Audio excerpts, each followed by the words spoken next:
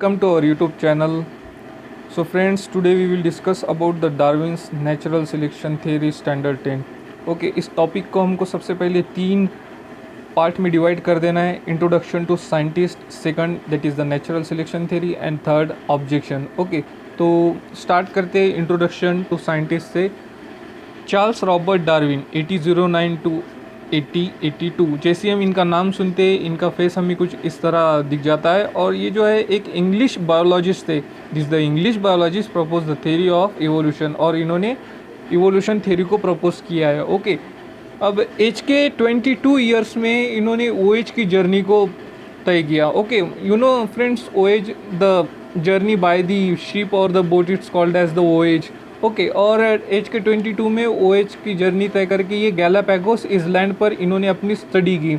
और Galapagos island पर इन्होंने इननंबरेबल ऑफ प्लांट स्पीसीज़ और एनिमल स्पीसीज़ को कलेक्ट कर कर उन पर ऑब्जर्वेशन करना शुरू कर दिया. And he show that all species of a living organism have been gradually evolve over the period of thousands of years from a common ancestor. और उन्होंने ये बताया कि ये जो भी लिविंग ऑर्गेनिजम्स है वो एक ही कॉमन एंसेस्टर से इवॉल्व हुए हैं, और इस इवॉल्वेशन को करीबन थाउजेंड्स ऑफ ईयर्स लगे. ओके, इट मीन्स इनका एक ही मोटो था और एक ही बात इनको समझानी थी कि जो भी लिविंग ऑर्गेनिजम्स है वो एक ही कॉमन एंसेस्टर से इवॉल्व हुए हैं, जैसा कि हमने लास्ट पीरियड में डिस्कस किया था. Okay, and he propose that the principle of a natural selection is responsible for this evolution. और उन्होंने इवोल्यूशन होने के लिए एक बहुत बड़ी रीज़न बताया, that is the natural selection. अब नेचुरल सिलेक्शन की थ्योरी क्या है, चलिए जानते हैं. So just as said friend, Darwin had collected the innumerable specimens of plants and animal, and depending upon the observation of a specimen, he published the theory of a natural selection which preaches the survival of fittest. तो friends, ये natural selection theory है क्या और ये survival fittest है क्या?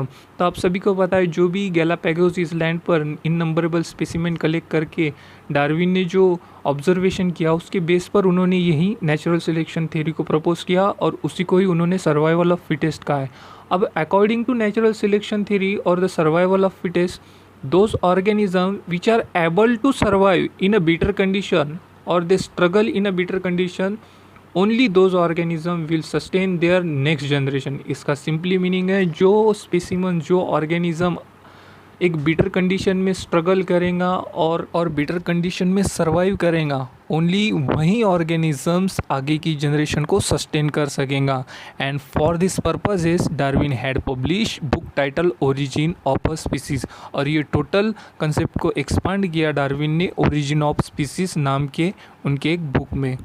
Now we elaborate the theory of a natural selection and the survival of fittest. While explaining the concept of Darwin says that all the organisms reproduce prolifically. इसका simply meaning है कि all organisms sexually और asexually reproduce करके एक next generation को same species में convert कर रहे हैं और नंबर ऑफ स्पीसीज का फॉर्मेशन कर रहे हैं. And all the organisms compete with each other in a life threatening manner.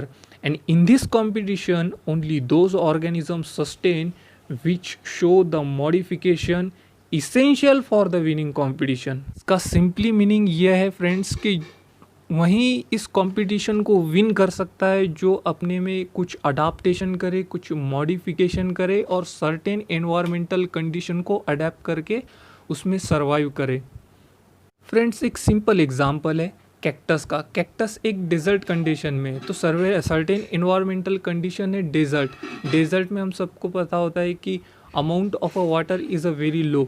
So now what happen, cactus ने क्या किया, जो भी लीफ थे जिससे ट्रांसपिरेशन होता था, you know friends, transpiration means loss of water. तो अब डेजर्ट कंडीशन में तो इतना वाटर होता नहीं कि वो ट्रांसपिरेशन कर सके. तो कैक्टस ने क्या किया, जो भी उसके लीव्स थे उसका मॉडिफिकेशन किया थ्रॉन में. अब थ्रॉन में कन्वर्ट होने की वजह से जो भी ट्रांसपिरेशन है वो उसमें बहुत लो अमाउंट में होता है. It means loss of water very low, because cactus ने सर्टेन एनवायरमेंटल कंडीशन को अडेप्ट करके लीफ का कन्वर्जन थ्रॉन में किया. इसी को ही हम मॉडिफिकेशन बोलते हैं. मॉडिफिकेशन मीन्स जो भी सर्टेन एनवायरमेंटल कंडीशन है उसको अडेप्ट कर कुछ अपने में मॉडिफाइड करना और सर्वाइव करना. So beside this, natural selection is also play an important role because nature selects only those organisms which are fit to live and the rest perish. इसका सिंपली यही मीनिंग है कि जो भी सर्टेन इन्वायरमेंटल कंडीशन के according खुद में adaptation करेगा, खुद में मॉडिफिकेशन करेगा, only those organism will sustain their next generation, otherwise rest will be perish. जो खुद में अडाप्टेशन नहीं करेगा नेचर उन्हें सिलेक्ट नहीं करेगा, जो खुद में अडाप्टेशन मॉडिफिकेशन करेगा नेचर उन्हें ही सिलेक्ट करेगा।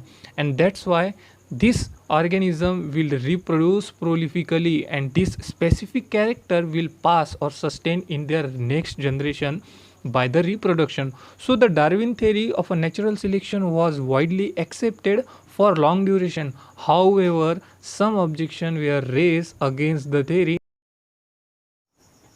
So the objections were raised against the theory. Some of the main objections are, friends, there is so many objection on this Darwin's natural selection theory, but your 10th textbook of a Maharashtra State Board, only 3 objections are given.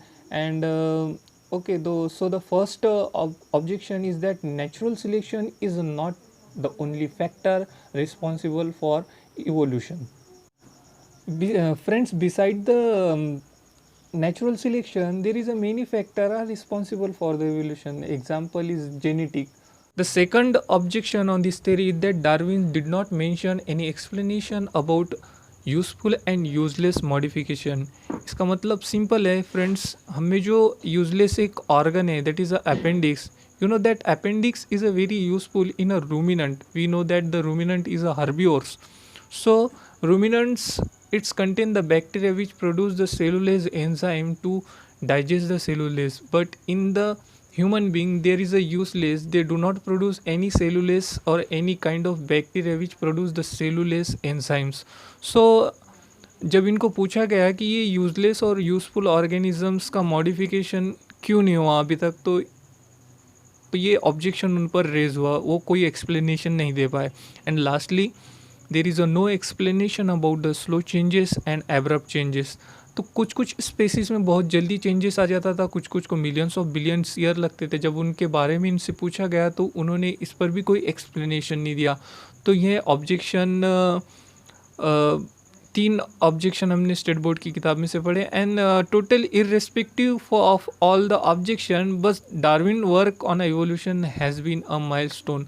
So friends, hope you understand this Darwin's theory of a natural selection. For this